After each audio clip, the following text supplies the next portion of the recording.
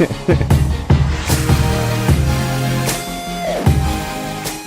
listening to Orange Pulp. My name's Zach Francis. Tim, where's Brian? I don't know. It's just us today, Zach. It's just us. Even Ellen left us and went to Boston to cover the Syracuse-Boston College game. So it's going to be a show. It's going to be a show. I don't know how great, but it's going to be a show. I don't know. You never know. It might be better. It could be. Don't tell Brian. Oh, Brian. He's going to find out. He's going to find out eventually. It's okay. Okay, so yeah, I guess I'll be playing the role of, I don't know. We're going to be co-host today. I think you can do it, though. I think you're a good assist man. You're a good point guard. I think you can kind of dish I'm bringing the it ball. up the court. Yeah. Okay. I don't know if I'm going to finish like last night's dunk contest winners, but we'll find out. And it was winners, too. It wasn't just one. It was not just one. We'll get to that. Yeah. But we're going to start off with Syracuse men's basketball. This week they had one victory, one game, took on Florida State, took them out, took the Seminoles out to the woodshed. Tim, I didn't get a chance to catch most of the game. What did you see against a Florida State team that really is not bad, and they have a really talented front line? I watched most of the game, and what's funny is like when Syracuse plays at Florida State at the end of the season, their final game, it's going to be a different game because it's so hard to win. Everyone thinks of Florida State as a football school, but I think everyone also knows that from a basketball standpoint, they're just such a tough out when they're playing at home. I think kind of what you had is Syracuse has been, on a roll on this homestand. They've been playing so much better since Jim Boeheim has been back. And I think it was what at least was touted as somewhat of an elimination game because Syracuse has been bouncing between that first four in, last four out, last four in, all these kinds of things. And Florida State was right in that little bubble piece as well. And I think, just going on the road, the team that they had lacks some star power. They've got like a good core group of nucleus players, but maybe just not quite ready yet to take that next step. And I think that the pressure of, this is a conference game, but one that we still need very much to put us in the tournament conversation. And Florida State just couldn't come through. I mean, the score is somewhat not indicative of the blowout because Syracuse wins by 13 points, but the whole game was a blowout. So. Oh yeah. One area that Florida State in recent years has really been one of the best in the ACC is in their front court. What did you see coming from that area, especially considering that's probably where the Orange struggle the most? Well, Syracuse has been struggling offensively in the front court, but I thought what we saw was a huge game from Dajuan Coleman. That's something that you've been talking to me about since. Yeah, everyone around locally, obviously, because of him going to Jamesville DeWitt, has really wanted to see him perform well. Now, when you look at the box score, Coleman, I believe had, if I'm reading this right, had six rebounds, and they got him credited here for 3 points. Okay, it should be greater than that, though. I don't know why. Maybe their box score is incorrect here, but I do remember he had a big dunk in the beginning of the second half. He also took his man off the dribble from the top of the key. That is surprising. A big man move, which you would see in the NBA from a guy his size, but you would not see necessarily at the college level, or particularly we haven't seen that in his resume or repertoire of moves. So I think when Florida State usually touts a good front court, I just didn't see it, and actually I think I'm probably looking here at a different box score. That's probably what's killing me. I got to get to the right box score. But we saw another very active Tyler Roberson again, rebounds-wise. We had plugged in Roby. Roby was plugged in. And I think that, everyone wants to talk about the guard play. Malachi had 17. Benajay had another great game at 22. As I read this right now, Coleman had 8 points. So that makes a little bit more sense. Leiden had 15 as an inside-out play. But we think a lot of the guards, and we don't realize that sometimes Syracuse is at their best when their front court plays their best. And I think when you can get Roberson to gel with Coleman, and then when one of them is out and Leiden, comes in and he does some different things, that makes Syracuse more lethal than they normally are. And, you talk about plugged-in Roby. He has played, to be perfectly honest, I had never heard of Tyler Roberson before this year. Mm-hmm. And he has had stretches this year where he's played out of his mind, like against Duke when he pulls down 21 boards, has like 18 points. How big is it when he comes in and he has one of these monster games, and even just considering like against Florida State where he doesn't have a great game, right? But he still is able to affect different things on the court, right? I mean, is he just like this high energy guy that sort of does a little bit of everything for Syracuse? I find Roby to be a throwback player. Because he would have been a really good NBA player like in the 70s and the 80s and the early 90s. I think he's not built the same way, but he reminds me a lot of like a Charles Oakley, a guy that can grab rebounds, score a little bit, although Oakley did have a mid-range game, which Roberson has not really developed yet. And you look at that, and in the old days, NBA teams would be salivating at a guy that could control the glass. Now the game has changed and things are different. But he's kind of that throwback player, that glue player. Unfortunately, like a lot of Syracuse recruits, very highly touted coming in, and then the expectation level is sometimes too high for what he develops to be.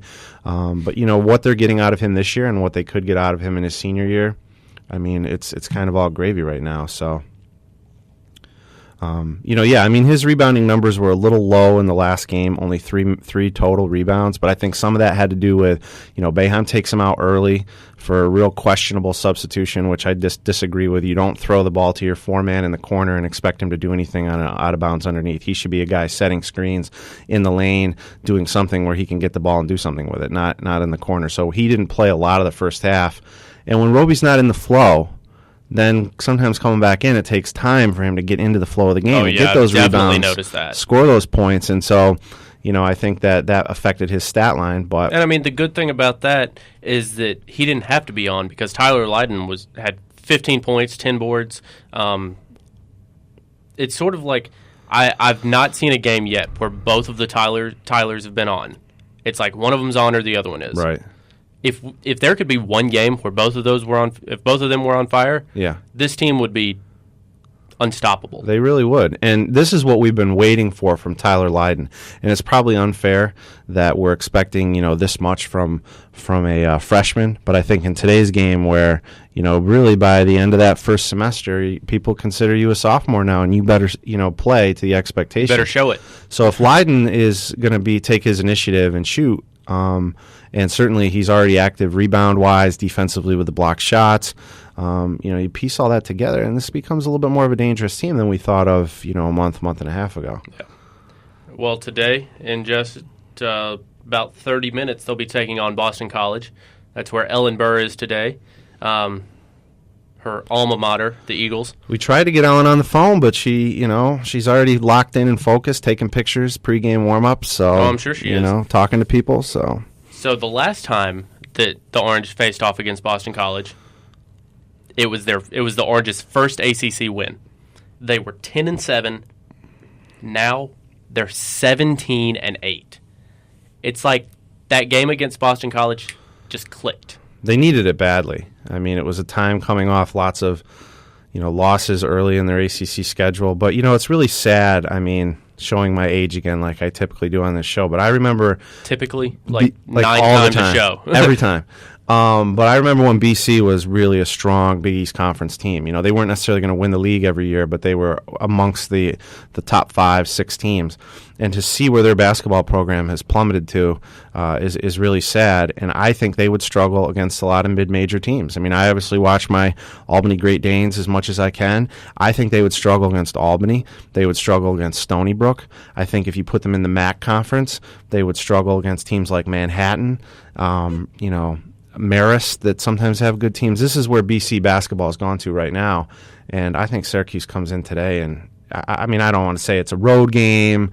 You never know what can happen, but I just don't see any upset. Of course, now I've probably turned the tables on the Orange, so something crazy is going to happen. Well, the Orange do tend to sort of struggle on the road. They do. But, even when Boston College came into the ACC, I remember thinking, this isn't a bad team. Right. And it's sort of weird to me that they fell so far so fast. And it's just sort of one of those things, I don't know what happened. And I don't know if the ACC would have ever considered doing this, and probably certainly wouldn't consider it now. I really feel like Boston College should ask their permission to remain in their conference for football, to at least help them with their football numbers, and then BC should play in the Big East for everything else.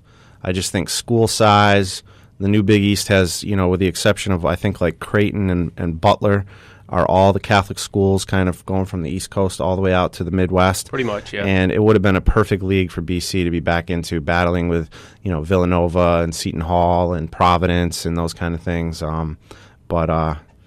It's weird to see. But, the bigger picture, I think, beyond just this game is the fact that people were really uncertain. When Syracuse came back from the Virginia game, they said they got 4 home games in a row plus this BC game. Can they win 5? Well, then they come out, they beat Notre Dame.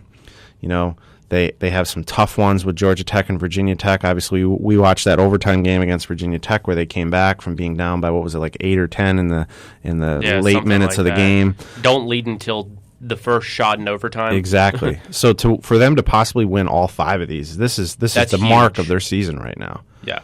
If they can win today, that is huge, because then coming up on Wednesday they've got Louisville. Yeah, that Louisville one's going to be interesting because I don't understand this Louisville team. Obviously, they're self-sanctioning like Syracuse did last year, hoping that the NCAA doesn't come down on them. But I think that Louisville sometimes plays well and then other times plays miserable, and they've showed it at home and on the road. So if Syracuse comes in sky high, I don't know, they could win that game too. I mean, I'm not trying to get overzealous with the predictions, but it doesn't look as daunting as it would have looked at the beginning of the year. And the good thing for the Orange about the Cardinals is that Louisville, since they announced the sanctions, they've just been on a downward spiral. They've lost to, I think it was Virginia. They lost to Duke. So not bad teams. Right. But when you look at Duke, a team that's on the same level as Syracuse this year. Mm-hmm. So, I mean, it gives the Orange hope. Gives them, it gets them thinking, maybe we can take out what is right now ranked 13th in the country.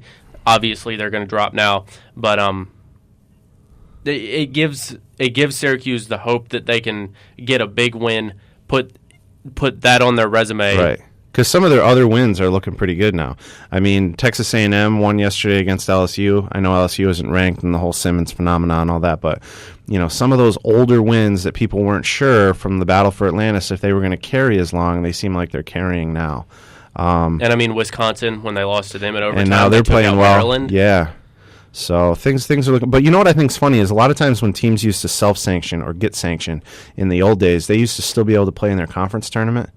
So you had something to play for. And I remember Syracuse was on probation one year in the mid-'90s, and they won the Big East tournament, giving kind of like the big finger to everybody, win the conference. So they had something to play for. And I think now when you sanction, for right or for wrong, but you say you're not going to play in your conference tournament, now guys can kind of, pack it in early because it's like, well, we got 5 or 6 games left. This doesn't really mean anything. Yeah, we could play spoiler, but I don't think college basketball teams look at it like baseball looks at it in the pennant chase when somebody can really play spoiler. It's a different mentality. I remember mentioning baseball. I remember a few years ago, it was the Phillies and the Braves going into the last game of the season. The Phillies had already clinched the NL East. Mm-hmm. The Braves were tied for the wild card with somebody. Mm-hmm. Braves had to win. If they won, they were in the playoffs. Phillies say, I don't care. I don't want to see Atlanta in there. We want to be the only NL East team. Yeah. And I remember just being so mad and going off on like this social media tirade against the Phillies and yeah, but we've come to see that now with some of these players and Chase Utley's moves and what these guys are like in Philadelphia. So I'm not surprised by that. Yeah.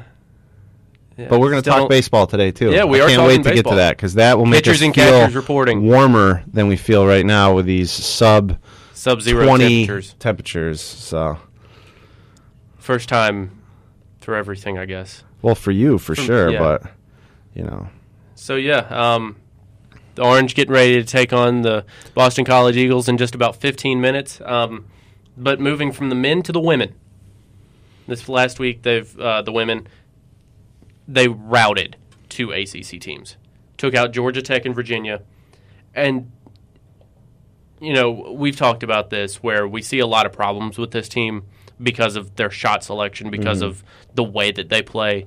But the one thing you can definitely say about them, they beat the teams that they're supposed to. They did, and they won some quality games on the road. Obviously, just a couple weeks ago, beating a Miami team that was ranked.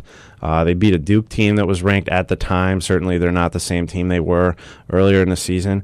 And, played North Carolina, who's unranked, but still very much in the discussion. Very solid, yeah. Very solid, lost to them by 4. The Notre Dame, Louisville games, those were tougher, but that's the upper echelon. That's the top, 10, and there still is that huge gap. But, yeah, this stretch has been good for them, and I think it's going to propel them going forward for sure. You look at the women, they're ranked 23rd in the country now. And I feel like we keep talking about this every week. But it's like every time that I see them, it's not that I think that they get better, but it's just that they figure out how to win. Mm-hmm. And they're doing that at the right time. They might go into the post more, or Brianna Butler will get hot for one game. Which is important. Because she's going to take 98 threes. She's going to take a lot of threes. She is. It's funny when they talk about a volume shooter. I mean, her volume is greater than Steph Curry, I think, sometimes from 3. But, the one thing I've noticed... No, now you have to say greater than Klay Thompson. Probably, because he's the three-point champ now. Yeah, for sure. I would like to see, though, at the end of the season... again, the NBA plays way more games, but the amount of threes that Butler shoots, I wonder what the ratio or correlation between how many Curry shot for the year and how many she shot for the year. Because I feel like in 30-plus games, she could shoot almost half to 3/4 of the amount that he puts up, and obviously he makes more. So, and I mean, I've seen games where she'll put up like 23 a game. Yeah, that's a lot. I mean, even again, we joked last night when we were watching the three-point shootout, and I said, back in my heyday, which gets longer and longer now all the time, I was a good outside shooter. That's a fact. That's not me trying to boast something that means nothing in my life anymore. But to put up the number of threes just was not even in my mind. And thank God for that line, because that made my career as well. But I just I look to try to take it to the basket a little bit. But I think what helps this team outside of the amount of shots they take is sometimes the versatility to get the guard play from Alexis Peterson, to have Brianna Day down low and be the force that she is, and then get girls like Cornelia Fondren to play as well as she does. So I just think that they have a lot of different weapons and can change the pace of the game. And, of course, Coach Q likes to have this up-tempo where he presses, and sometimes when he puts the press on, it really throws the other teams off, trying to get the ball down the floor. Which that always just really surprises me when they're able to get a turnover like that. I'm just sort of like, just throw it over. Well, yeah, with some of this, with their guards being so short, you'd think it'd be able to go over the top. But I think what Coach Q does, which is great, is they switch defenses a lot. Sometimes they're going to play man, but I think they sort of go into a weird, I guess not weird up here, a zone defense. Yeah, but it's more of a matchup situation. Yeah. But when you switch presses, when you go full court press, half court press, 3/4 court press, and he does all those kind of little things, you can really change the pace of the game very quickly. And maybe you're down 10, but then you get a couple steals, you find yourself down 4 or 5. So, I don't know how that translates against UConn, how it translates against Baylor, Notre Dame. Probably not at all. Yeah. But for them to get 2 wins early in the women's tournament, I think that type of play could help them out. And it's the way we haven't looked at recent bracketology, but of course a few weeks back they said they were going to be in the same bracket as South Carolina. South Carolina is a great team. But they did just lose to UConn last week. They're not UConn. So as long as Syracuse gets placed in some other region that isn't what is, I guess, the East region. I know the women don't call it that anymore, but that may allow them to win a few more games, and get deep into that regional discussion, and that's a heck of a year for them. So, well, that's going to be our wrap on Syracuse basketball. Coming up on the other side of this break, we'll talk Super Bowl 50, or as I'm going to call it now, the L. We'll be right back.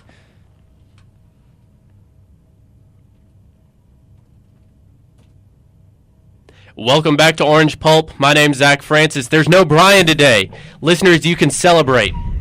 Ooh, that's kind of rough. Oh, is that Brian's going to call in at some point. Yeah, Brian is going to call in at some point. We're going to have him at some point here. So yeah, but with no Brian, there is also no Ellen today. She's in Boston, going to cover the Orange against Boston College.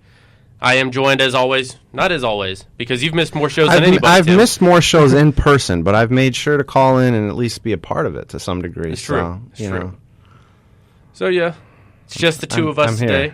Brian will be calling in just a few minutes, I'm guessing.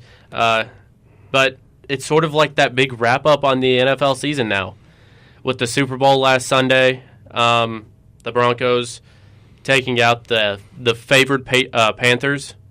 Should have been the favorite Patriots. See, you had a Freudian slip there because they should have really been in the Super Bowl. It would have been a better one. It would have been a better one. But yeah, Peyton Manning still has not announced if he's going to retire.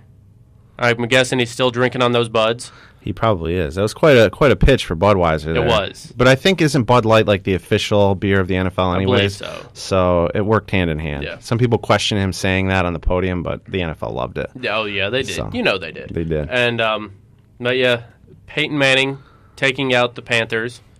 No, I'm sorry. It was not Peyton Manning. It was the Broncos defense that took out the Panthers. It was Von Miller and DeMarcus Ware. I really think they should have gone co-MVP. It was great that Miller got it, but both of them affected on each side of the defensive line. It wasn't quite the domination of what the Seahawks did to the Broncos a couple years back just because the score differential wasn't as wide, but certainly very similar to a defense winning the Super Bowl. It was really, as a Panthers fan, it was hard to watch. As a football fan, I thought it was fantastic because their defense was just everywhere, and Cam Newton couldn't get anything going at all. Really the first time all year that he struggled, the night after being named league MVP. But there's some suspicion there with Newton too, and I think he's gotten so much unfair flack. The stuff that dealt with the race situations and his comments and him, the way he carries himself, which I have no problem with. I want him to act like that the rest of his career because I think that's who he is. And I think that's what the NFL needs. And the NFL needs that. They can't have this just like, being a Patriots fan, loving Brady, obviously. But, even Brady's feisty on the sidelines, too, and people see that every once in a while. But we got to get away from this, we're going out there and playing this humdrum kind of football game. We've got to have that life.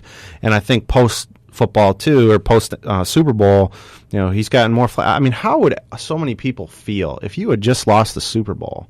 Yeah, you're going to do the media obligation, but what are you going to say? How much are you going to give that's going to be great? I think the only big question mark for Cam was, and whether or not Carolina would have come back and won the game in the end, is when that fumble.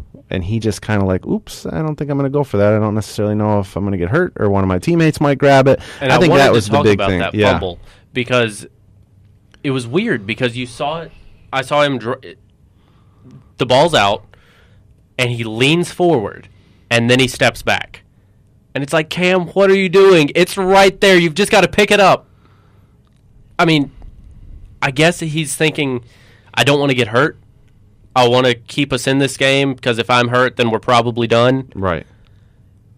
But you want to see your franchise player put maximum effort out there at all times. Right. And that's just sort of me seeing Cam not doing that. Well, I think the criticism adds to, and people have talked a lot about it lately too, is now we're seeing some of your best athletes be the quarterback, not be the wide receiver or the running back. And so I think that adds extra pressure on Cam, and then people coming in the future of the NFL who are like that because you expect your athlete to go after that. Right. But if it was Manning or Brady or some other guy, you might be like, they don't normally go after those anyways. So again, more unfair criticism to Cam. It looked very fishy to me, but at the same time, like that, would they have come back and win the game anyways? By that point, I still sort of think that game was over. And I remember thinking 7 minutes into the first quarter that the game was about over. 2nd and 10, Cam Newton drops back, looks for Jericho Cotchery, former NC State star. Former Wolfpacker. And he, in my opinion, completes a pass to him. The NFL said, no, it was not complete. And in my opinion, that was what changed the course of the game. If that is called a complete completed pass, then the Panthers move up to about the 30-yard line. Because on the very next play, Von Miller comes in and has a strip sack. That forces a fumble, and the Broncos score a defensive touchdown. They go up 10-0 early because the Broncos kicked a field goal on their first possession.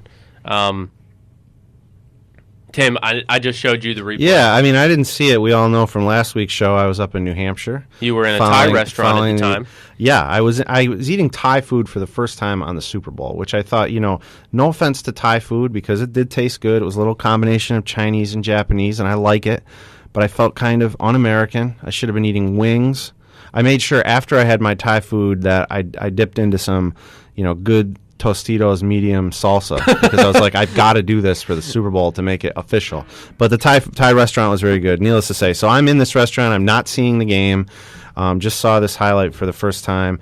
And, I looked at it as, yes, it was kind of one of those situations where you're sort of, you're coming to the ground as Kotchery was. You're rolling around. The ball, at one point you have your hand underneath it when it hits the ground, and the next point it's kind of like underneath your armpit, sort of underneath your elbow. The NFL has to look at this. What is a catch? What isn't a catch? They struggle with this so much. People have related it to the Des Bryant non-catch a couple years ago. And people are saying even like other sports, things like, the block charge in the NBA, like what do you call in those situations? I'm trying to think of baseball, what it could even just the strike zone and sort of how that changes from game to game. But the NFL's got to get their hands on this because it's really played some very pivotal roles in big games.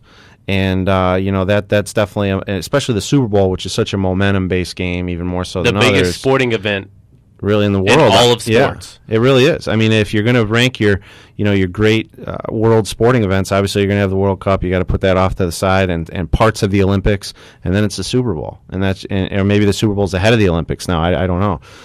But, yeah, you got to have that momentum, and that's a killer. Who knows what would have happened, for Carolina after that situation. Yeah. But, going back to that, it all sort of comes back to the officiating.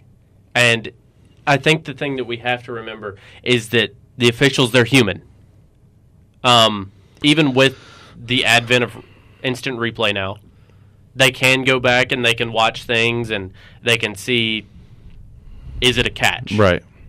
And so in that case, I just feel like you're right. The NFL, in this case, has to determine what is a catch.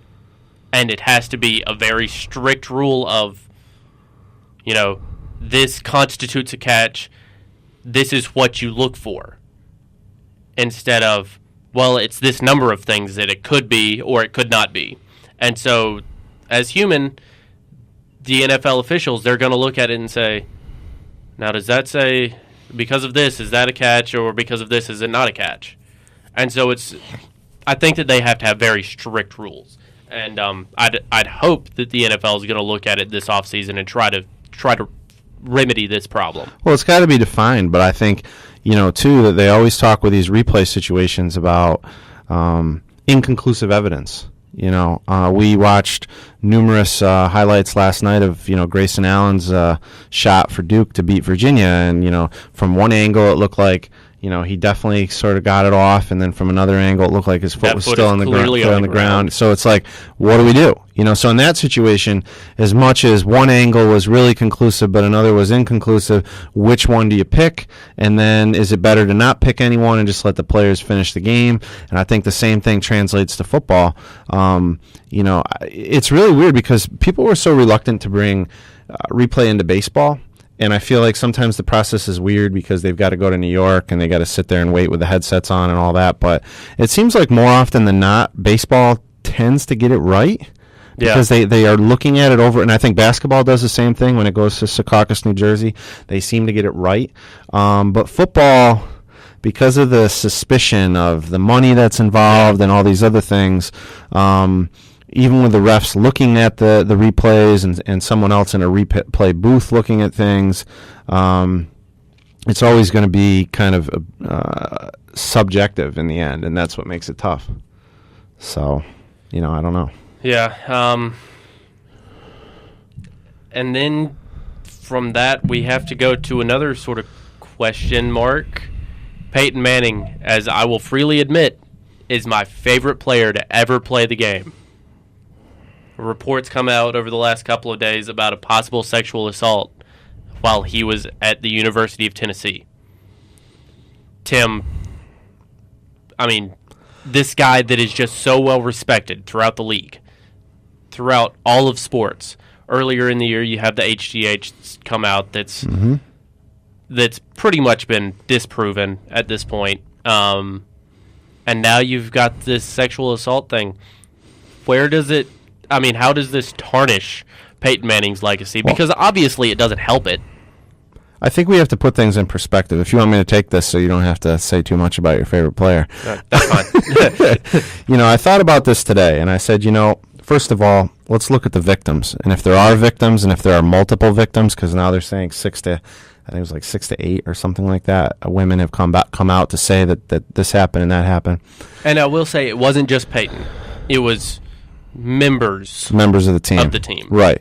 And so Peyton just happens to be, the biggest one that was listed. Exactly. And, so hopefully that if something really did happen where these women felt that they were sexually assaulted and X, Y, and Z, that they will get their retribution for that, whatever they're seeking. Because we can't play with that anymore. There's no games to question, was it this or how much of it was it that?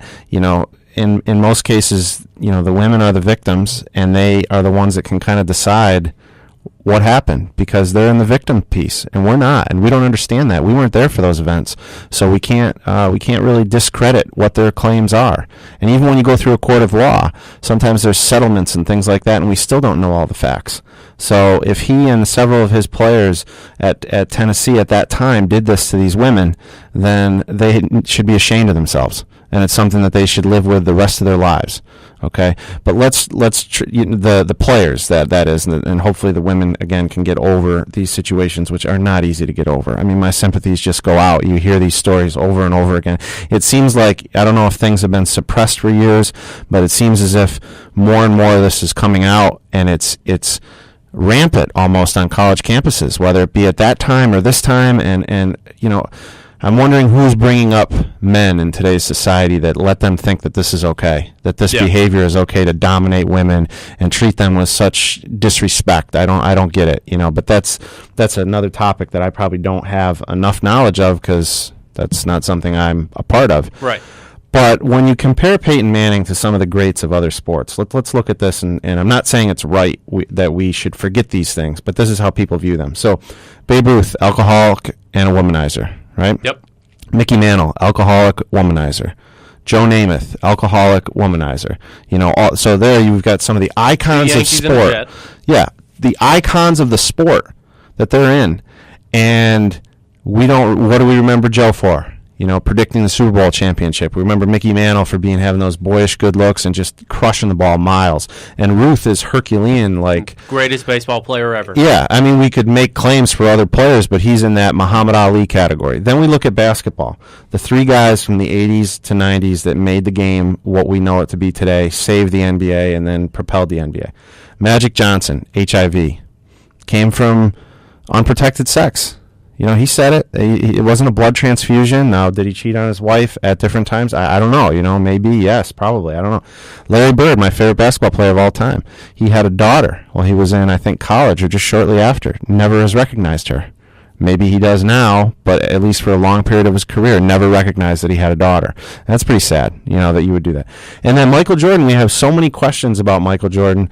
The gambling thing, and then mysteriously going and playing baseball, and then people have talked about, the fact that he had women all around him too, and he's been since divorced from his wife, and I think either has a new wife now or a girlfriend who's younger than he is. I believe it's a girlfriend. I don't think that he's married yet. Yeah, so, but in the end, what do we remember these guys for? We remember them for their play on the field, or their play on the court. So I think as much as this needs to be addressed, and it does, if it's real and it was pushed under the rug and he got a free pass, but in the end, we're probably going to remember Peyton Manning just the same way we remembered other people. I think what's unique is the fact that he just wins the Super Bowl, and even the Al Jazeera stuff was towards the end of the regular season, that all of this stuff is coming out now. whoever leaked it, Yeah. I'm not talking about the women here. They're totally justified in their claims. But whoever leaked the information out was somebody who clearly had an axe to grind that wanted to do something with it. Absolutely. The timing is just bizarre for this, but the actions are not, and the court of public opinion is always going to be different than the actual court of law. So we'll see how these things play out. Yeah, we'll see how this plays out over the course of the upcoming weeks and months. We'll keep you posted on that here at Orange Pulp. But coming up on the other side of the break, it's the All-Star Weekend in the NBA. Last night, All-Star Saturday night. Brian Armstrong will be calling in and when we come back. And so, dunk contest. It was a classic last night. 3-point shootout. 3-point shootout. And we better talk a little Jimmer, too, that 35 points in the D-League game. Yeah. That's even on ESPN's front page today, so that's no joke. And then tonight is the main event, the All-Star game itself. We'll be right back on Orange Pulp.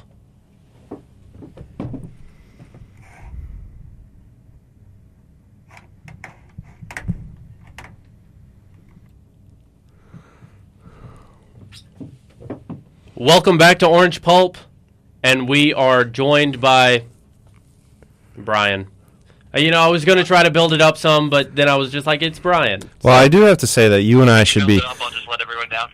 We should be slightly jealous of Brian this week because he's the only one who Cupid's arrow has struck through his heart. I mean, we were alone. We were alone for Valentine's Day. We were. So there's a little jealousy there maybe in our tone towards Brian, possibly. Well, you know what that means? On Valentine's Day, you two can go on a date with each other. Like, just go out, nice movie, dinner. Well, we already did that last night. We watched NBA All-Star Saturday, and we included Lindsey Horsting in our whole festivities. So, it was kind of a mandate from heaven. Oh, I can accept that. I'm glad it was fun. Okay, yeah, that's what we're going to call it.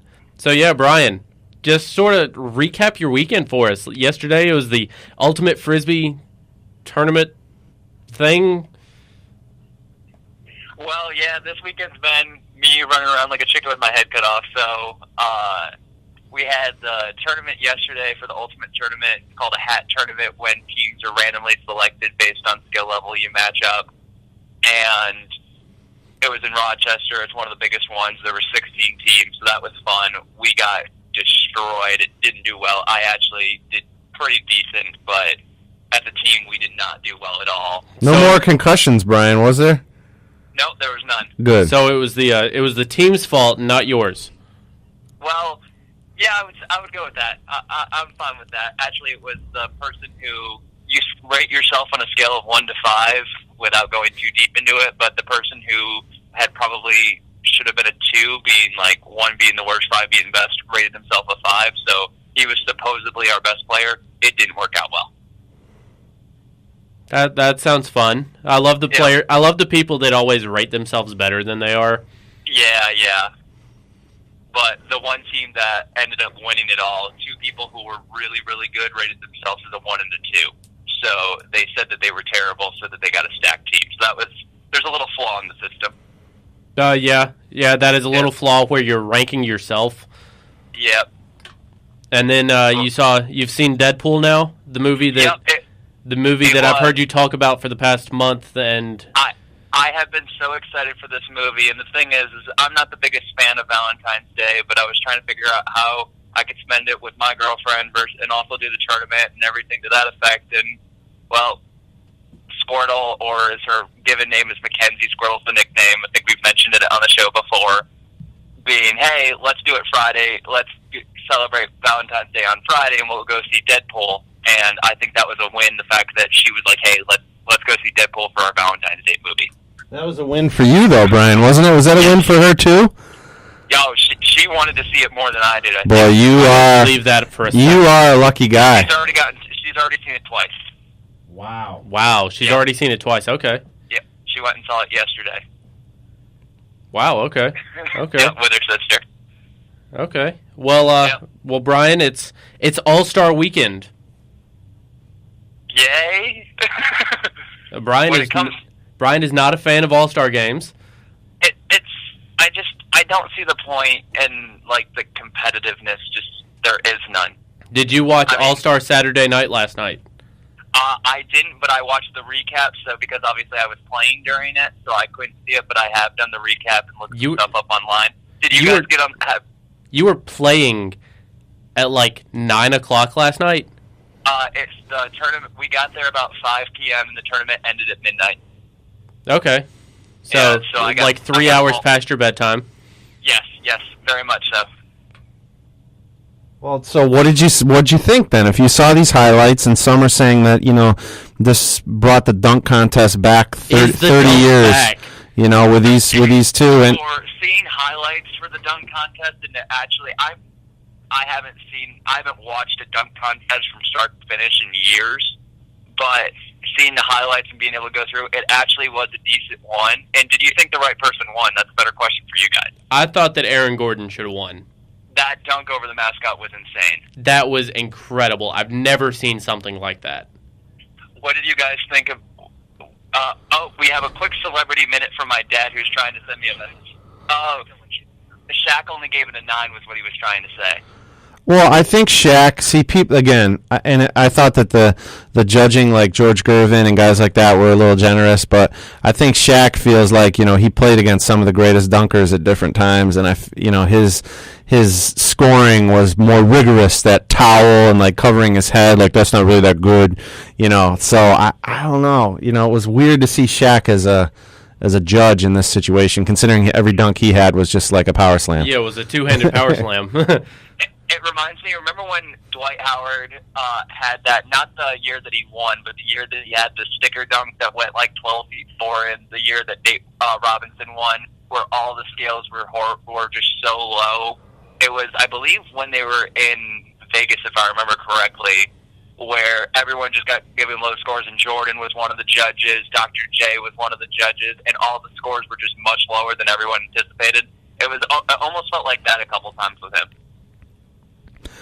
Yeah, I mean, I think people see the dunks from the 80s, the dunk contest between Jordan and Dominique, or when Dr. J, won it in the ABA and then still hung around, did some NBA dunk contests. People go ahead. No, people see those and they're just so legendary in their minds that it's like virtually impossible to get it back to that point, because all those dunks were like first-time dunks. Now guys are trying to like be so inventive, it's amazing, and it makes it harder and harder to score, I think, in these contests. There's just only so many things that you can possibly do, and I mean, I've watched on ESPN Classic, I've watched reruns of the Dominique Jordan in Chicago. And it's just one of those things that it's, like you said, it's that first time. I mean, even though the jump from the free throw line was not the first time we see it, but somehow it always gets rated higher on the top dunks than Dr. J's. I'll never understand that one. But maybe, like you said, we've seen the dunks before, but now it's get the props. But it was a fun, seeing the highlights, going through, watching dunks. It was fun to see. It was fun, but I just sort of felt like Zach LaVine. Yeah, last year it was a great dunk. But this year he just kept taking off from the free throw line. And so I was just sort of like, where's the creativity here? Aaron Gordon, which I think is the biggest part of the dunk contest, the creativity. And isn't he like 6'10" too? Yeah, he's like 6'10". Yeah. So, I mean, it's harder for a big guy to get up like that.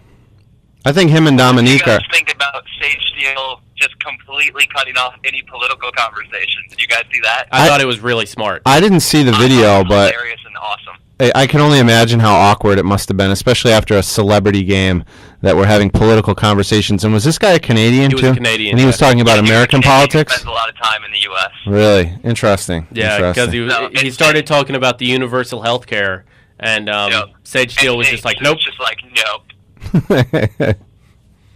But yeah, and then Klay Thompson takes out Steph Curry in the three-point shootout, so Klay is the king of the Splash Brothers now.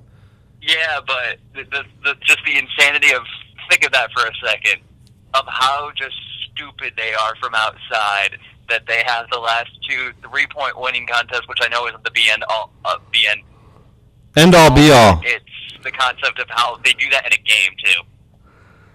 Well, yeah, they do it in a game. I think what what we're kind of seeing is a resurrection of that contest too, because when Bird used to win it in the 80s, then it kind of got a little weird, and Craig Hodges won 3 in a row, and then you had I think Kerr might have won one. Dale Ellis was a great 3-point shooter.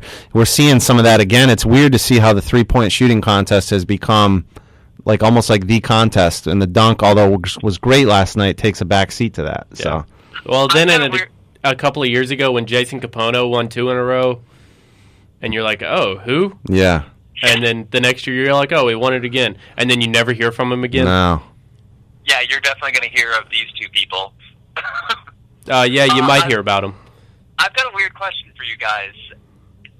With the All-Star game tonight, who do you think wins in a game? The starting 5, is all obviously hypothetical, the starting 5 for Golden State or the starting 5 for the All-Star team for the East? Who are our starters again? We've got it's LeBron, Carmelo, Kyle Lowry, yeah, Paul George. Is it Wade again too? And Dwayne Wade. I don't know. I think as great as Golden State is, you still put that kind of talent on one starting 5, and it's a little overwhelming. I get what you're saying, but is there the idea of chemistry? And let's just remember, Golden State's doing things. They're making good teams reevaluate everything they're doing because they're just so far behind them. Right, and defensively, Golden State's not a bad team either, but, who's going to, you kind of look at it almost like a dream team standpoint, too. Who's going to guard this guy? Who's going to guard this guy? And, And I think the thing that you have to think about is Andrew Bogut's still in the starting 5 for Golden State. There's really no big man on the East starting lineup that he's going to be put on. Yeah. So, then there's the defensive liability right there. And, you've got LeBron, who can do things on a basketball court nobody's ever been able to. Wade's had a resurgence this year, but he's still, you got the questions with health, but also him on the defensive end at this point in his career. And then you've also got to remember that there's Carmelo, who's going to jack up most of the shots. I think we're looking at Brian maybe unintentionally hinting at a new All-Star game format. The team with the best record in the league takes on an all-star team of the rest of the league. That's some gimmick. Completely okay. That's with a that. gimmicky thing. Interesting to watch. It would be. I think that would actually be really entertaining. People would get into that. Welcome, America. Yeah. Okay, go ahead and call up Adam Silver. Let's get this thing in the works, Brian. I'll get right on that. To jump around a little bit on this side of the phone, have you guys covered the NFL and Super Bowl? Or yeah, we have. Where are you guys at with that? We've already covered that. We already kind of went through that. We're saving the developments of Peyton Manning's situation as well. We talked a lot about it, but we'll move on as the weeks go and see what comes out. Okay, sounds good. I just figured I was checking to see where you guys stood on that, and obviously I don't want to recap for anyone listening, but I wanted to know had you guys covered it. If you had, we could delve into that, but just wanted to see where you guys stood. If you've already covered it, never mind, we're good. I think it's time for the BA moment. Well, this BA moment is more of an interesting one, being the idea of I'm here to help out every guy. What? I'm here to help out every guy who is in a relationship. This is just a non-sports, but it's just a very interesting thing. Wow. I'm ready for this. This is interesting. On Valentine's Day, you have to buy flowers, chocolate, something. You have to go through all of that. And if you don't do it, you're going to get crushed. But it's such a you have to do it. So if you don't do it, you get crushed. But if you do it, it's just expected. So the easiest way to do it, do something small, split it in 2. So you have the first, and then set the same for the second half of it for a month later. So it just shows up randomly. And it's the same thing, and that'll get you the bonus points of, he did it more than just Valentine's Day. And you just split up the 2 rather than just one on Valentine's Day of you cut what you would spend in half so you're not going crazy money. But you split one, okay, here it's on this day, and then a month later, the second half of it delivered, so you get the bonus point. So what about the other 10 months out of the year? It's kind of just carrying. I don't know what to expect from me. I'm trying to help a little bit. I can't go for the entire year, but I can help you a little bit in this time. So what did you split up then? I mean, are we just talking financial stuff here, or do we have actual products that you split up? Well, my personal case, because we know Squirtle doesn't listen to the show. There's no way she does. She's going to listen to this one because we're going to tell her about it. Okay. You got to figure out her trying to get through all of that. Yeah, I think she'll tune out anything sports, so we're good. But so instead of buying like a dozen flowers, you get a dozen, split them 6 and 6. So 6 go on Valentine's Day, and then 6 go a month later. So it's flowers die, though, Brian. Flowers die after a couple days. You better put those in a nice refrigerated area. She has no. I'm not saying give the 6. I'm saying still order. You go through the order delivery that you send 6 then, and then 1-800-Flowers was what I went through. There's a sponsorship if you want. And then a month later, 1-800-Flowers will deliver the other half dozen. Oh, this is a package. They've developed this plan, is what you're saying. This isn't just yours. This is something that they've decided to help men out. No, this is what they don't have a package like this. This is what I've just done for the last 2 years, and it's worked quite well. Oh, but now you've got to really switch it up, though, because 2 years in a row, this is the third year. She might be expecting them like a month afterwards. Yeah, so like on March 14th, there better be like a box of chocolates or something. And you're expecting too much of me. I am a grad student working. So I want to hear though too. Was there a dinner? Was this just Deadpool? What was this? Was this? Well, we met up in one of the local towns that kind of is on the path because we go up to Vestal where they have the nice movie theater recliner seats and a really nice theater that we go to, and then it's a midpoint. So I drove. We met in Sayre, and then picked up road, did thing, got some ice cream, then went and saw Deadpool. And then drove back home, and then she's got a research paper. So I gave her like 20 books from Bird Library on the topic of Lake Erie in 1812. So that was her happy Valentine's Day gift. Wow, the library and Valentine's. Some people fall in love with a librarian. Some people get books for Valentine's Day. That's pretty impressive.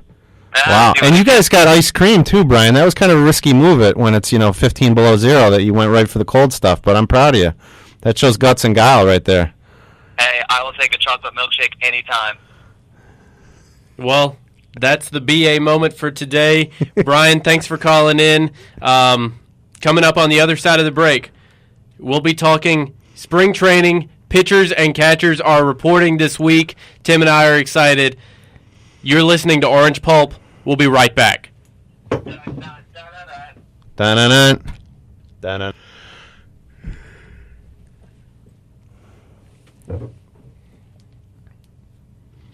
Welcome back to Orange Pulp.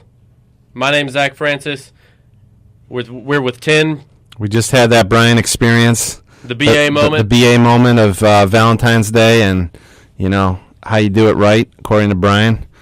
So, ladies that are listening out there, it's for you to decide. We're going to step back and let that one marinate. Is that actually going to do it right or not? But it's my favorite time of the year.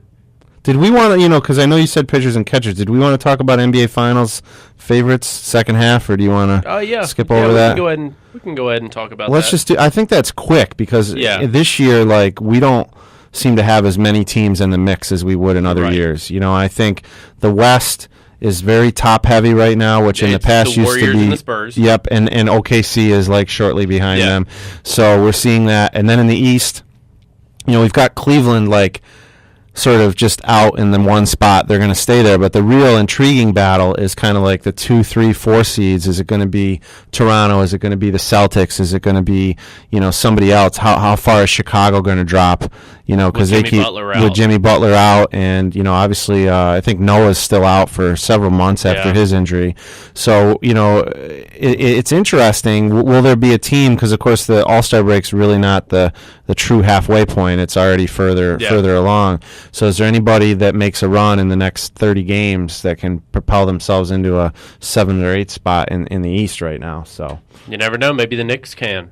Well, that's kind of the interesting thing. The Knicks, have now got a new coach, after firing Derek Fisher, and now reports take that with what you will. Well, take that with what you will, because new reports have come out too on Fisher. Possibly not only is he you know, and this is speculation. This is not me knowing anything about this, but having a relationship with Matt Barnes' former girlfriend, and then a report came out a couple days ago that he had potential relations with Tim Hardaway Jr.'s girlfriend. Yeah. Maybe while he was on the Knicks, maybe after the fact. Yep. So there's a whole lot of drama going on there with the Knicks, but I think the team you got to watch out for in the East is Detroit.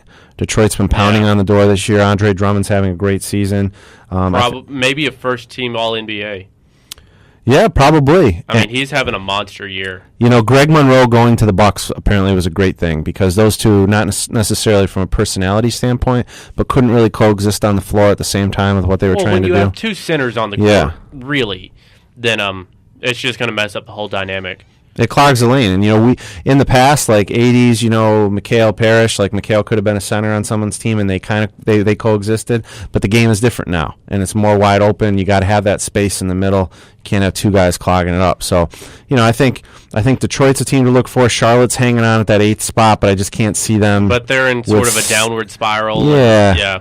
You know, don't and sleep. Michael Kidd-Gilchrist, probably the best defender on that team. He missed most of the first half with a torn labrum. He played like 2 games and he tore it again. Same one. So that doesn't spell anything good for them. Kemba Walker can't really carry that team, I don't think. Don't sleep on the Wizards, though. I mean, they're just out, you know, of that 8th spot as well. They've played in the playoffs recently, this upstart Orlando team. So I think there's a lot of parity in the East that doesn't look as bad as it used to look with the records. But, you know, Houston's falling fast. Sacramento can't do much with their talent and their drama. Yeah. So I think the West is probably going to stay with what they've got, but the East you're going to see some shuffling throughout those seeds. The 8th seed in the West? Utah. I mean, the Jazz, who get no play on TV, you know, have Gordon Hayward. They have, you know, a couple other solid players, but nothing really that jumps out at you. But they're at the 8th spot. The T-Wolves are not. They're 17-37. But they look better than their record shows because they do play better in some games. I would have thought that they would have had a better record than that, but okay. And we know that down the stretch, no matter what we predict, Kobe and the Lakers will be on TV until the end of the season. They will. So if you need your Kobe fix, it's going to happen. And you know that Kobe's last game is going to be nationally televised. Yeah. So, but you know, Kobe getting his last All-Star game in today. Wouldn't be surprised to see him win MVP. Probably. The way they do things, WWE style during All-Star weekend. Yep. You know, that's probably what's going to happen. That's our best outlook for the second half, is that Kobe's going to be on TV. We can't guarantee anything else, but we can guarantee Kobe that. is going to be on TV. That's right. That's right. That's right. So, yeah. Now, we can finally get to pitchers and catchers are reporting. Now, some teams start a little bit differently. You know, their pitchers and catchers are going to report, and then they're, you know, the regular players are not going to start. I think it kind of staggers around the 20th through like the 24th. You'd have to check the schedule to really see kind of, you know, what that whole situation is going to be for each individual team. And then, of course, now I'm pretty sure we'd have to check this for certain, but I think it's a full split now as far as Arizona teams and Florida teams. I believe so, yeah. I think it's a full split. So, you know, that also affects, too. The Arizona teams sometimes do things a little differently than the Florida teams.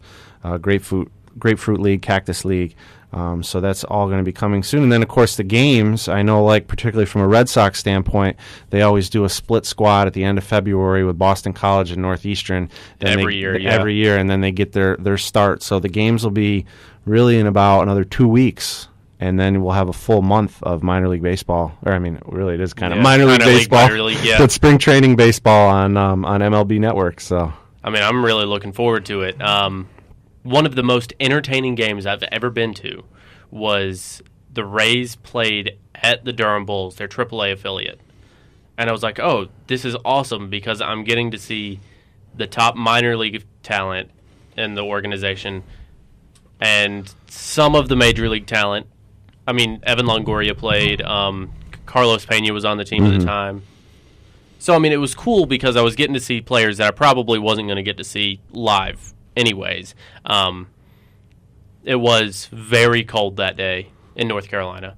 So, you know, it was, like 60?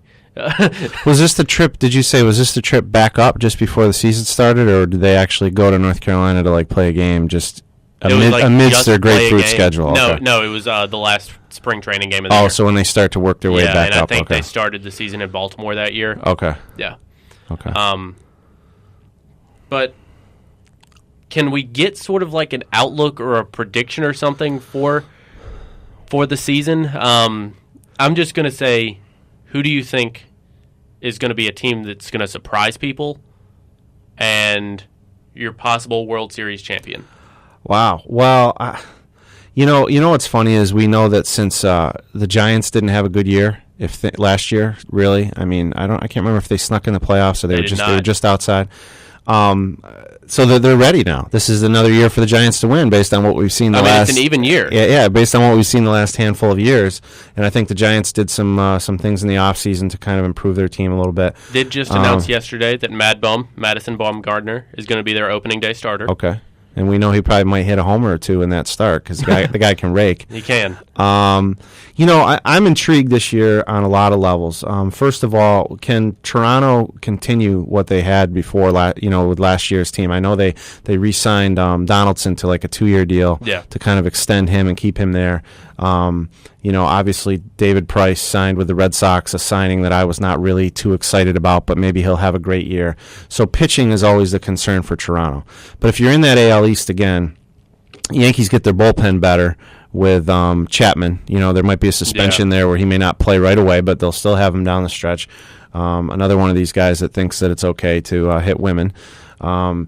Which is ridiculous. But so you've got a Yankee team that's got a improved bullpen. You got a Red Sox team that reloaded again in a lot of different ways, but still have a lot of question marks with Hanley Ramirez at first, which you would think he could play first because he played third. It's a corner position, but it's still very different. Yeah, very different. Ball comes off the bat a very different way.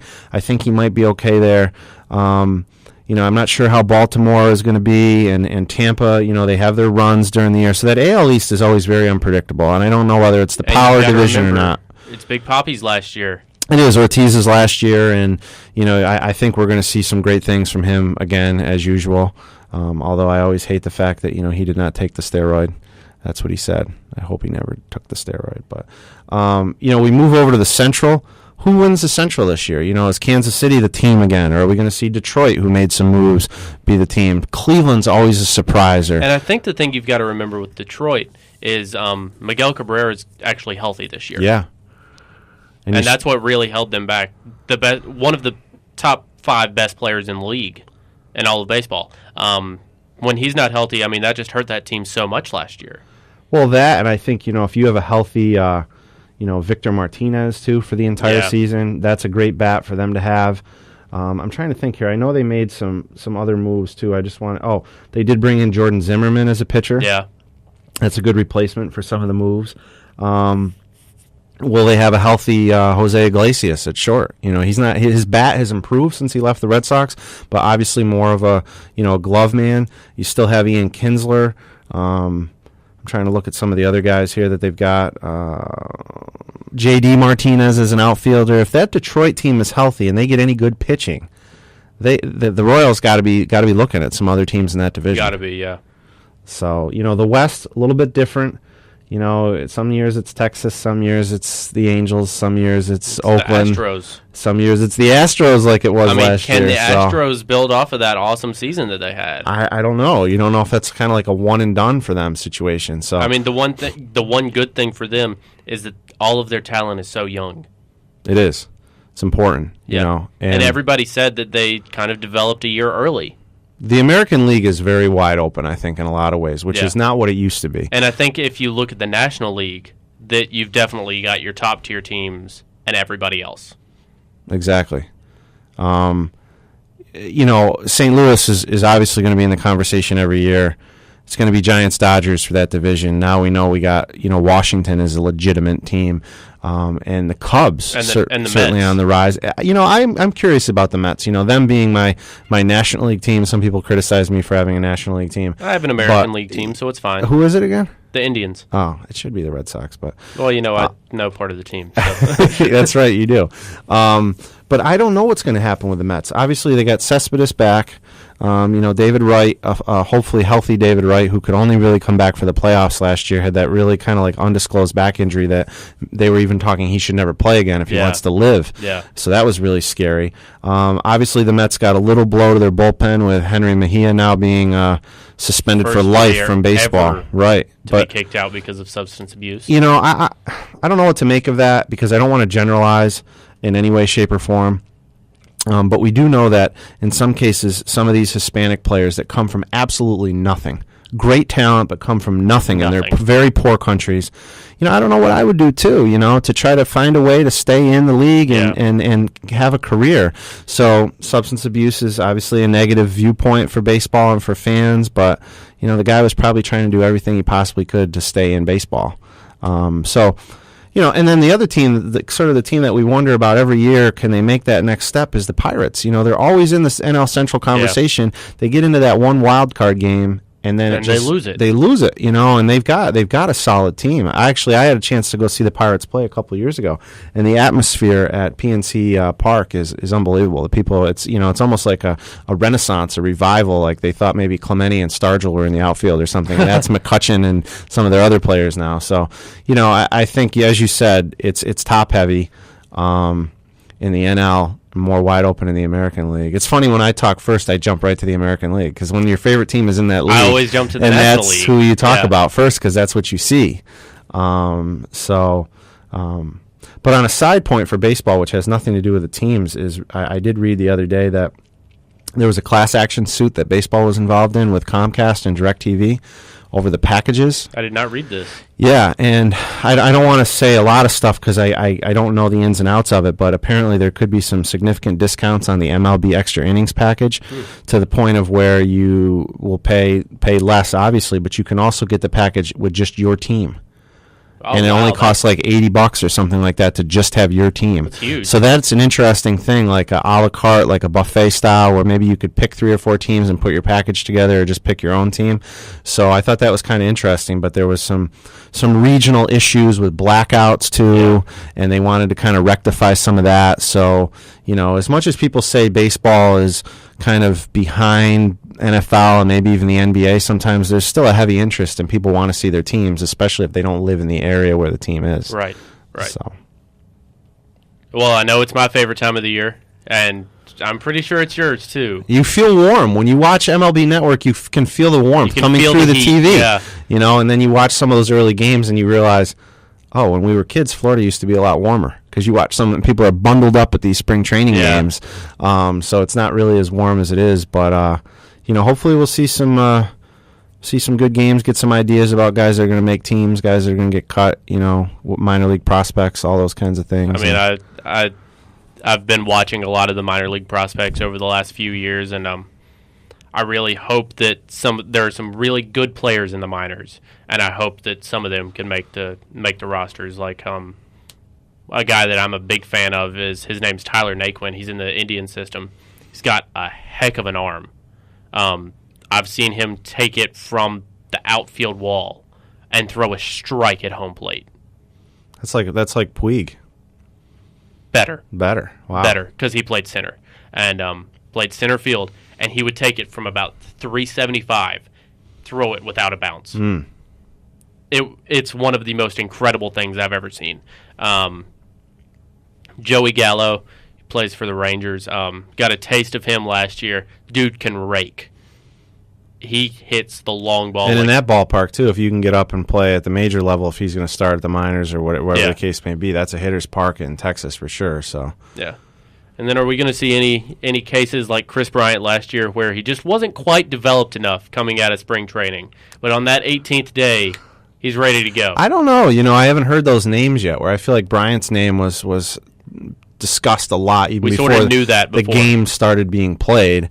I think the interesting piece too is just like any other league, they want to give exposure to certain guys. So, like, if one year it's a hitter, sometimes the next year they're going to focus on a pitcher phenom, and that may be the guy that we see a lot from. And then the question is, do they bring him up? Can he start? Is he a bullpen guy? Yeah. All those sorts of things. So, yeah, it'll take some time, but it'll only be a matter of days. 30 clubs in 30 days on MLB. The MLB Network's getting a lot of pub from me right now. Yeah, they are. So those are the spots, and pretty soon it'll be baseball tonight, and we'll get so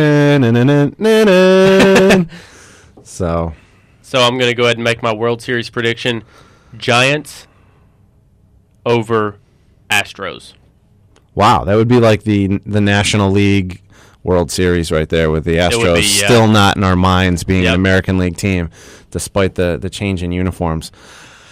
Oh, man, I'd have a hard time picking this one because, again, the American League is just so unpredictable. It's hard to tell. But, maybe this is the year that the Angels finally make the jump that everybody says they're supposed to. Like, not just win the division, but actually, like, go through the playoffs and win a World Series. And I'm not saying it's necessarily going to happen, but maybe this is the year we finally get an Angels-Dodgers, like what do they call it, the Freeway Series? Yeah. That would be very interesting. It'd be something that. But I mean, we've had Giants-Angels. We've had Giants-Angels. We've had Giants-A's, the Earthquake Series in '89. So we've seen some of it on the California side, but I think that would be really unique. I mean, because you look at the teams that got in last year. I mean, who would have expected the Mets? I mean, they overperformed. Right. And not that anyone wouldn't have expected Kansas City, but I think Kansas City was You didn't expect them to win. No, and I think they were a feel-good story, and they validated themselves the year prior being in the series, losing to the Giants. So it was a little bit more believable. But again, that's baseball. That's why they play the games. The season sometimes is too long. I even think for myself. Games. But, you play it in segments. Who jumps out early? Who's good at the trade deadline, all-star break spot, and then sometimes you'll get another team that'll sneak in from the late August, September. So that's what I always like to look at it is like thirds of a season. Yeah, for sure. So well, that's our MLB preview. Tim and I are excited for it. Coming up on the other side of the break, we'll have Tim's takes and Zach zeroing in, if I can say it right.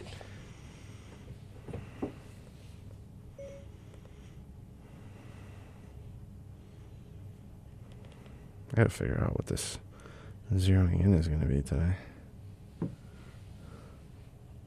Welcome back to Orange Pulp, Tim. I want you to go first. You want me to go first? Because I think you got it, and I've got a few things that I've got to kind of figure out which direction I want to go here. Well, we haven't talked it in a couple of weeks, like really in-depth since the Royal Rumble. So I'm going to break out the WWE references and just talk a little bit of Fastlane and the build to WrestleMania. I mean, it's WrestleMania season. It is, which is interesting because, I feel like when we were kids, there was never this necessarily build up from Royal Rumble to WrestleMania. Yeah. Even if the guy became the number one contender, we didn't build it as this almost like tournament format leading, and now it has a whole new life. Yeah. So. I mean, Triple H is the world champion. He is. Yeah. Still not a fan of that move, but. He is definitely in the main event of WrestleMania, and the main event of Fastlane, it's going to be Roman Reigns fighting the Intercontinental Champion and his best friend in storyline, at least, Dean Ambrose, and the Beast incarnate, Brock Lesnar. I got a question for you, though. Okay. Brock just got arrested the other day. Did you see that? I did not see that. Yes. What did he get arrested? Now, I don't know if this is something from somewhere else, but when I was going through Facebook or some other things, we'll have to double check on this, but I think he got arrested. So I'm not certain how that plays. I'm looking this up right now because I did not read this. Brock Lesnar.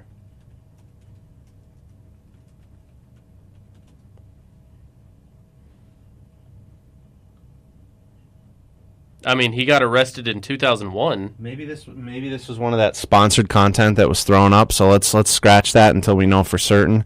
But I saw that he had been arrested recently for something, and I was like, what is going on here?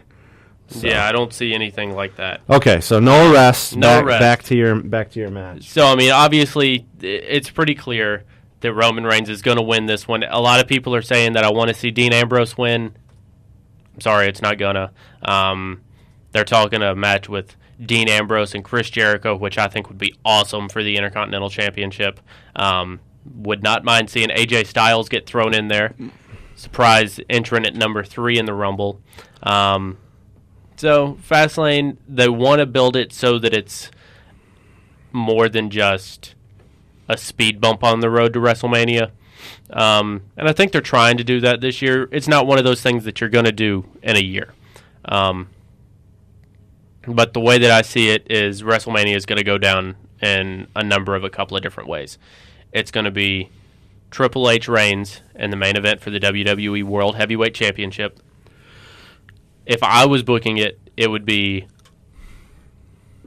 Dean Ambrose versus Chris Jericho versus AJ Styles for the Intercontinental Championship, with AJ Styles going over as the new Intercontinental Champion. And then I think reports are saying that John Cena, even though he's been out since the beginning of January with a torn rotator cuff, the man is a machine. He heals quicker than anybody I've ever seen. The original plan was John Cena versus Undertaker at WrestleMania because it's never happened. Will The Rock come back into play again? We still hear things about he's going to be at WrestleMania. He's going to be at WrestleMania. My guess is he's going to be in Roman Reigns' corner because he's like his second cousin or something. Yeah, or guest referee. Or guest referee would be awesome. To the match. I think that would be really cool. Yeah. Apparently they're talking to Shawn Michaels about being the guest referee for that match, which I'm not as fan of. I'm not as big of a fan maybe of. Like 5 years ago, the Heartbreak Kid, that would be a good guy to bring in, but he's not even in the storylines now. You think I'm cute? I know I'm sexy. It's a little awkward that you know that, but yeah, well, you hear it for 10 years. And here are 2 other things I want to throw to you, too. We got word that the surgery was at least successful for Bret Hart. I mean, not knowing where that's going to go. Prostate cancer so surgery. We've got Bret in that situation. And then we have a favorite of yours, Daniel Bryan, who had to end his career. Yes. Had to end his career due to the concussion. So, concussion awareness, it's this huge thing. And I saw a tweet on Monday night after a very emotional retirement speech by Daniel Bryan that it's funny that the WWE is more on the forefront of concussions than the NFL. And it's true. So Daniel Bryan... It's true. It's true. It's damn true, as Kurt Angle would say. So Daniel Bryan, thank you for everything that you gave the wrestling industry. You will be missed. So, but yeah, that's Zach zeroing in on the WWE. Tim, what is your take? Well, let's do a quick... looks like Syracuse is up 32-26 at the half against Boston College. So that's a little update. We would call Ellen, but it might be too close to call here to get her in. I just got 2 kind of quick things. The first one is something that we didn't get a chance to talk to in the All-Star stuff, but the game played in a no defense sort of way. But Jimmer Fredette, 35 points in the D-League All-Star game yesterday. It was on NBA TV. It was kind of not publicized, certainly like the other festivities, but somebody's got to give this guy another chance. I think when he played with the Kings and he played with the Pelicans, they had a lot of other good guards. In fact, Tyreek Evans came over from the Kings, like sort of with him on the Pelicans, so he never got to really move up that depth chart. The Knicks are not a strong team, and he's playing for the Westchester Knicks. I mean, it just get makes him sense. Out there. I mean, you look at some of the guys like Winston Galloway, who's on the Knicks this year as one of their guards. He came up through the Westchester Knicks, which was like an expansion D-League team last year. So this is time for Jimmer. Again, some guys are great college players. Some guys are undersized, but Jimmer Fredette can play, and he's averaging over 25 a game in the D-League.